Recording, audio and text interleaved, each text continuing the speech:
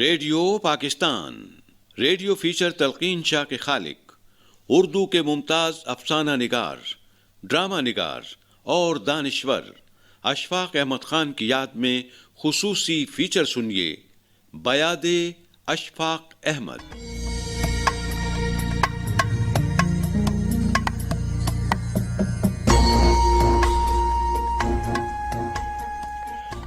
صدیوں پہلے ڈرامے کا آغاز اس خطے سے ہوا جسے دنیا یونان کے نام سے جانتی ہے۔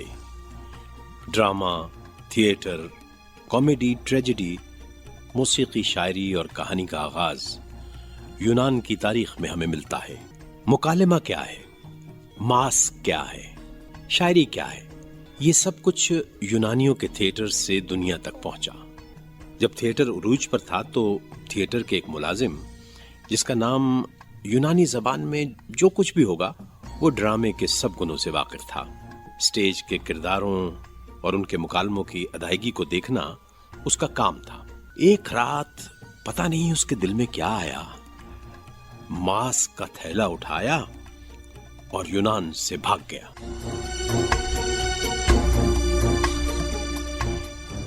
ایتھنز کی عدالت میں اس پر چوری کا مقدمہ ہوا، مگر وہ عدالتی کارکنوں کے ہاتھ نہ آیا۔ صدیوں بھاگتا رہا اور فیروز پور کی سرزمین میں بسنے والے پٹھان گھر میں جنم لیا۔ اسے یہ خوف تھا کہ یونانی یہاں نہ پہنچ جائیں، اس لیے اپنے قدیم نام کو بھول کر اپنا نام اشفاق احمد خان رکھ لیا۔ اشفاق احمد خان نے بسم اللہ پڑھ کے پہلا قدم لکھنے لکھانے کے میدان میں رکھا۔ ان کی پہلی محبت افسانہ تھی، لیکن پھر نہ جانے کیا ہوا کہ وہ ڈرامے کی دنیا میں جا نکلے اور ریڈیو پر فیچر لکھنے شروع کر دیے۔ وہ جی عبدالحادی آیا ہے۔ عبدالحادی ایک اور آ گیا اس وقت، ادھر سے کہہ دے ہم تو پہلے ہی ہدایت یافتہ لوگ ہیں، ہماری ہدایت کی مزید ضرورت نہیں کوئی۔ کہہ رہا ہے جی کہ مجھے شاہ صاحب نے کہا تھا کہ ہمارے گھر آ کر چارپائی بن جانا۔ ہمارے گھر چارپائی کوئی ہے ہی نہیں، ہم تو پلنگا پر سوتے ہیں فوم کے گدے ڈال کے، صبح تیل مل کے اٹھ کر دیں۔ ہم نے کیا کرنے بان کے منجے؟ صبح تیل مل کے اٹھتے ہیں نانا؟ فوم کے گدے پر سون کی وجہ سے انسان کے بدن میں کان پڑ جاتی ہے، جون سی صبح مالش کر کے نکالی جاتی ہے ایک دوسرے۔ فوم کے گدے تو نرم اور لچکدار ہوتے ہیں نانا۔ نہ تو اسی وجہ سے تو سون والے کا بدن ٹیڑھا ہو جاتا ہے سارے کا سارا۔ یہ آپ کیا کہہ رہے ہیں نانا؟ یہ میں صحیح عرض کر رہے ہیں، گدگدے اور نرم پلپلے بستر میں سون سے بدن چبا ہو جاتا ہے گڑے، اور چب نکالنے کے واسطے سویرے سویرے مالش کرنی پڑتی ہے۔ اس سے کیا کہوں جی؟ ادھر سے کیا کہیں؟ وہ جی وہ عبدالحادی سے ادھر سے کہہ کہ کوئی عقل کی گل کرے، سیانے پہ ہاتھ مار۔ ہمارے گھر میں منجی کہاں سے آنی تھی بان والی؟ تو اس کو بھیج دوں گی۔ بالکل ہے، ابھی کو پوچھنے والی بات ہے، بھیج دے جا، شاباش جا۔ شاید آپ نے اسے بلایا ہی ہو نانا۔ پھر وہی بات آم کہاں والی، وہی مینوں کیا ضرورت تھی بان کی منجی کی اپنے گھر میں؟ بعض اوقات آدمی بھول بھی جاتا ہے نانا۔ میں اس قدر بڈھا نہیں ہویا بھول جان والا، پلا کہیں سمجھ نہیں ہوئے، مینوں ہر ایک بات یاد رہندی ہے، اور مینوں اودے محلے وقوع کا اور محلے استعمال پر پوری دسترس ہویا کر دی جو بھی میں بات کر رہا۔ اچھا جی، اچھا آپ کیا پوچھ رہے تھے مجھ سے؟ میں تیرے سے ایک سوال پوچھ رہا تھا اور تیری عقل کا ٹیسٹ لے رہا تھا کہ اگر جشن بہاراں کا شو ہوئے رات کے 9 بجے اور نماز عید ہوئے صبح 7 بجے، اور گوانڈیاں کے بچے نو خسرہ نکلی ہوئی ہوئے، اور چور جون سا جرمن کار چلا رہا ہوئے، تو میری عمر کس قدر ہوئے گی؟ آپ کی عمر 80 برس کی ہوگی۔ وہی کیسے معلوم کر لیا؟ حد ہوگی بھائی۔ آپ نے جان لیا ہوگا یہ وہی فیچر تلقین شاہ ہے جو ریڈیو پاکستان کا ایسا ورثہ ہے جو اپنے عہد میں بھی زندہ تھا اور آنے والے عہد میں بھی لوگ اس کو سنیں گے۔ اشفاق احمد کے قریبی دوست، خود بڑے براڈ کاسٹر ریاض محمود، یادوں کے دریچے وا کرتے ہیں۔ جن دنوں میری ان سے ملاقات ہوئی تو ان دنوں وہ ایک فیچر لکھا کرتے تھے ریڈیو پہ، پروفیسر فہیم کے نام سے۔ تو وہ کچھ چلا 6 مہینے سال بھر، تو اس کے بعد اس کو ختم کیا. تو کہنے لگے کہ یار اب ایک نیا فیچر شروع کرنا ہے، وہ کیا کریں کچھ سمجھ میں نہیں آ رہا.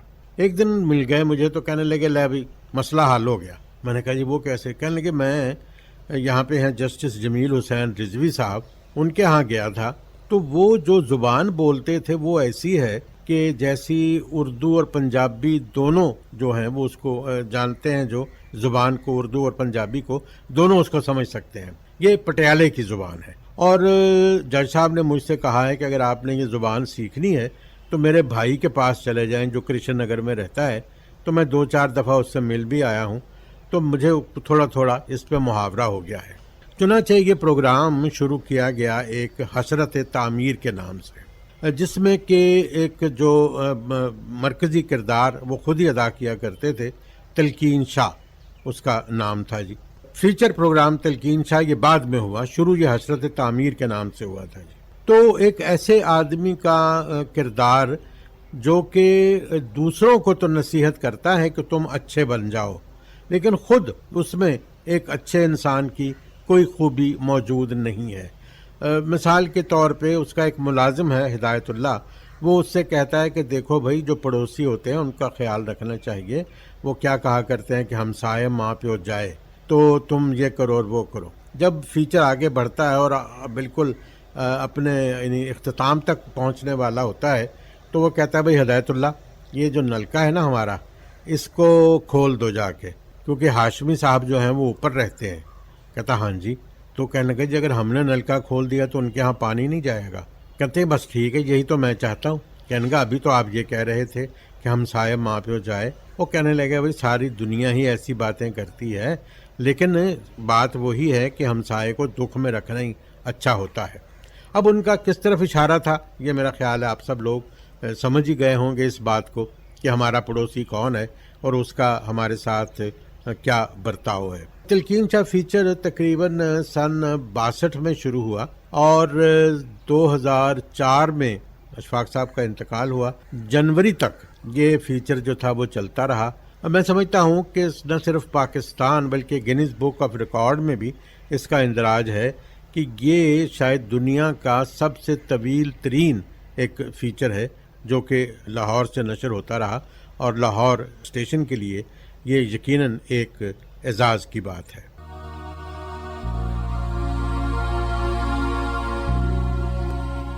اشفاق احمد خان نے مختلف اداروں سے تعلیم حاصل کی. 1950 میں گورنمنٹ کالج لاہور سے ایم اے اردو کیا. 1953 میں روم یونیورسٹی سے اطالوی زبان میں ڈپلومہ کیا. 1953 ہی میں فرانسیسی زبان میں بھی ڈپلومہ حاصل کیا. 1962 میں نیو یارک یونیورسٹی سے براڈ کاسٹنگ کی خصوصی تربیت حاصل کی اور پھر بریڈ لوف رائٹرز گروپ میں شرکت کی. اشفاق صاحب کہا کرتے تھے کہ ان تمام یونیورسٹیوں اور اداروں سے ڈگریاں اور ڈپلومے ملے، لیکن ایک یونیورسٹی اور بھی ہے جس سے مجھے ڈگری تو نہیں ملی، لیکن ساری زندگی اس کی محبت، شفقت اور کرم مجھ پر رہا، اور اس یونیورسٹی کا نام ہے ریڈیو پاکستان. زندگی کی اس جدوجہد اور سفر میں اشفاق احمد خان نے محسوس کیا کہ یہ راستے اکیلے کیسے طے ہوں گے. کوئی نہ کوئی تو ہونا چاہیے جس کا قیام میرے دل میں ہو. میں چپ رہوں تو وہ میری باتیں سمجھ جائے، میں دیکھوں تو اسے پتہ چل جائے کہ مجھے کہاں جانا ہے، مجھے کیا چاہیے اور میں کیا لکھوں. آخر چلتے چلتے انہیں یہ ہم سفر مل ہی گیا، اور وہ ہم سفر بانو قدسیہ، جو کسی صورت اشفاق احمد خان سے کم تخلیق کار نہیں. کہانی، ڈرامہ، ناول، افسانہ، غرضے کے ہر میدان میں وہ اشفاق احمد کے ساتھ قدم ملا کر چلیں.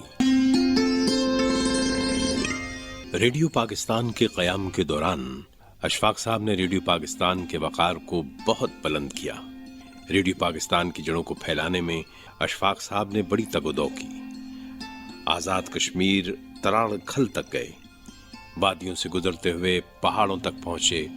پھر 1964 میں ایک نیا راستہ دریافت ہوا، اور وہ پاکستان ٹیلی ویژن تھا، جس کے ابتدائی کارکنان میں اشفاق احمد اس کے اہم تخلیق کار تھے۔ اشفاق صاحب ریڈیو کو بھولے نہیں، لیکن انہوں نے اپنے دل میں ٹیلی ویژن سے محبت کا ایک پودا لگایا۔ اس پودے پر کھلنے والے پھولوں کی مہک اور خوشبو تا دور پھیل گئی۔ اشفاق صاحب نے ریڈیو پر بے تحاشا لکھا۔ ان کا اسلوب ایک ٹرینڈ سیٹنگ اسلوب تھا جس پر تمام لکھنے والے چلنے کی کوشش کرتے رہے، لیکن جس نے بھی اشفاق احمد کے اسلوب میں لکھنے کی کوشش کی وہ 2 قدم چل کر تھک کر بیٹھ گیا۔ اشفاق احمد نے ٹیلی ویژن پر ایسے ڈرامے لکھے جو نہ صرف پاکستانی ناظرین میں مقبول ہوئے بلکہ پڑوسی ملک نے انہی ڈراموں کی بنیاد پر کئی 8 فلمیں بنائیں۔ ڈرامے کے لیے اشفاق احمد نے عوامی لب و لہجہ اور عوامی کرداروں کو بڑی اہمیت دی۔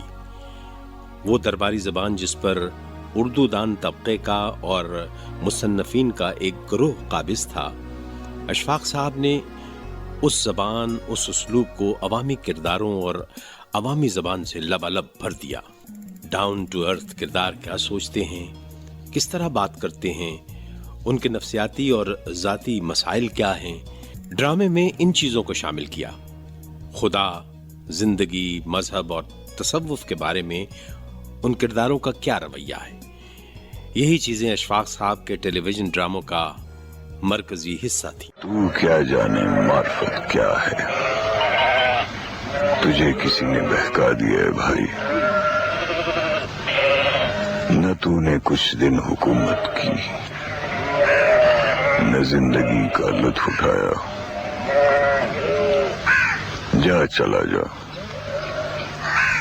36 پکوان کھانے والے کو فقیری سے کیا کام، یہ راستہ دشوار بھی ہے اور کٹھن بھی، چھوڑ، دفع کر، واپس چلا جا اور تکبر کی دنیا آباد کر۔ ملک کے معروف اداکار فردوس جمال اشفاق احمد کے حوالے سے یادیں سمیٹتے ہیں۔ اشفاق احمد جیسے لوگ روز روز پیدا نہیں ہوتے، اور جب پیدا ہو جاتے ہیں تو پھر یہ مرتے نہیں ہیں، امر ہو جاتے ہیں اپنے کام کے حوالے سے، تو وہ مرتے نہیں۔ جیسے باب اللہ شاہ فرماتے ہیں نا کہ بلا ایسا مرنا نہیں، گور پیا کوئی ہور۔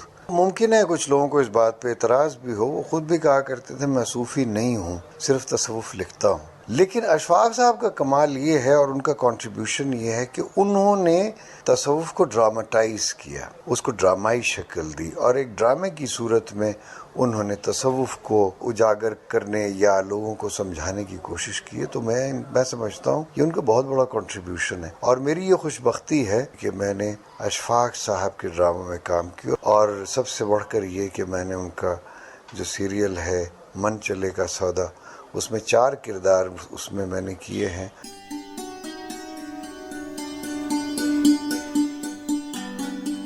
اشفاق احمد ایک ہمدرد انسان تھے۔ انہوں نے ہمیشہ چھوٹے فنکاروں اور عام انسانوں کو تھپکی دے کر آگے بڑھنے کا موقع دیا۔ جن دنوں وہ تلقین شاہ پروگرام کرتے تھے تو بے شمار فنکاروں، ضرورت مند لوگوں کو روزگار کا ذریعہ فراہم کرنے کے لیے ان کے کردار تخلیق کیے۔ وہ کہا کرتے تھے کہ میں جیب سے پیسے نکال کر بھی ان کی ہتھیلی پر رکھ سکتا ہوں، لیکن یہ توہین انسانیت ہوگی۔ چنانچہ وہ بہانے سے لوگوں کو بلا کے کردار ہو یا نہ ہو چند جملے ان کے منہ سے کہلواتے اور انہیں معاوضہ ادا کرتے۔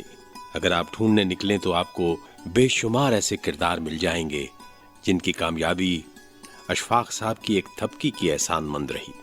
پاکستان کے نامور اداکار عرفان کھوسٹ اپنے جذبات کا اظہار کرتے ہوئے، میرے والد کا جب انتقال ہو گیا تو اس کے بعد انہوں نے باپ بن کر میری مدد کی۔ ان کا ٹیلی ویژن کا پروگرام تھا ٹالی تھلے، اس میں اشفاق صاحب نے مجھے کاسٹ کیا۔ پھر اچے برج لاہور دے، اس میں مجھے کاسٹ کیا، اور مجھے بتاتے تھے اور کہتے تھے کہ یار تو اسی طرح کم کردا رویں تاکہ تو سلطان دی جگہ لے سکیں۔ سلطان کھوسٹ میرے باپ کا نام تھا، تو وہ جب سلطان کہتے تھے اور جتنے پیار سے کہتے تھے، مجھے لگتا تھا کہ واقعی میں کسی سلطان کا بیٹا ہوں. تو اشفاق صاحب اپنے کام کے ذریعے آج بھی ہم جیسے چھوٹے آرٹسٹوں میں موجود ہیں. اشفاق صاحب کی پہلی محبت افسانہ تھی.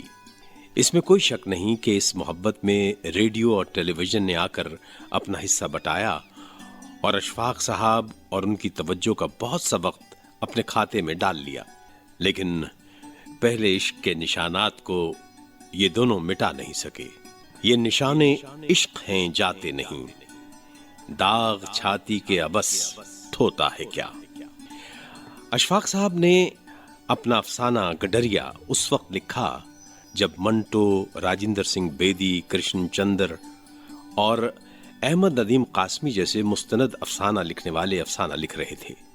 مگر گڈریا نے ان لکھاریوں کے درمیان اشفاق صاحب کو جگہ دلائی اور اشفاق صاحب نے بے شمار افسانے لکھے، محبت کی 1000 داستانیں لکھیں، مگر ان کی پہچان گڈریا بن گیا، جس جیسا افسانہ شاید ابھی تک نہیں لکھا گیا. آج کے نامور نقاد اور ادیب پروفیسر ڈاکٹر امجد طفیل، اس افسانے سے ہمیں اشفاق صاحب کی جس خصوصیت کا پتہ چلا وہ ان کے کردار نگاری کا فن تھا. جس خوبی سے انہوں نے داؤ جی کے کردار کو تعمیر کیا، اس کے ساتھ ساتھ بچے کا کردار، اس کے بڑے بھائی کا کردار، جس خوبی کے ساتھ انہوں نے ان کرداروں کے آپسی تال میل کو واضح کیا اور داؤ جی کے کردار میں رفتہ رفتہ جو تبدیلی آتی ہے اور جس طرح وہ بچوں کو کی تعلیم و تربیت کرتے ہیں اور جس طرح وہ اس تبدیلی کو اپنے سے دوسری نسل میں منتقل کرنے کی کوشش کرتے ہیں، یہ بڑی کمال جزیات نگاری کے ساتھ ہمیں دکھائی دیتا ہے کہ اشفاق صاحب اپنے اس افسانے میں اس کام کو کر رہے ہیں. جدا تو ہو گئے اشفاق احمد، بھلا کیا زندگی تک تھے وہ محدود، رہیں گے اپنی تقریروں میں باقی، رہیں گے اپنی تحریروں میں موجود. یہ پاکستان، یہ حضرت صالح کی اونچنی ہے، اس کا احترام اور اس کا ادب ہم پر واجب ہے.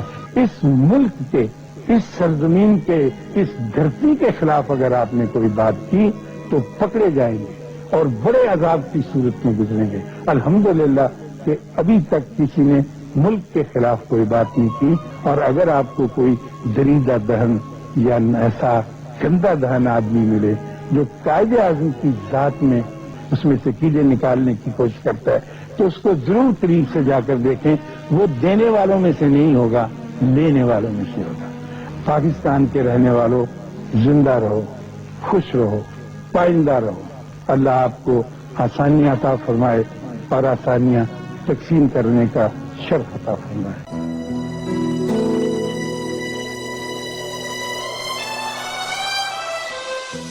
بیاد اشفاق احمد، ریڈیو فیچر تلقین شاہ کے خالق، اردو کے ممتاز افسانہ نگار، ڈرامہ نگار اور دانشور اشفاق احمد خان کی یاد میں خصوصی فیچر آپ نے سنا.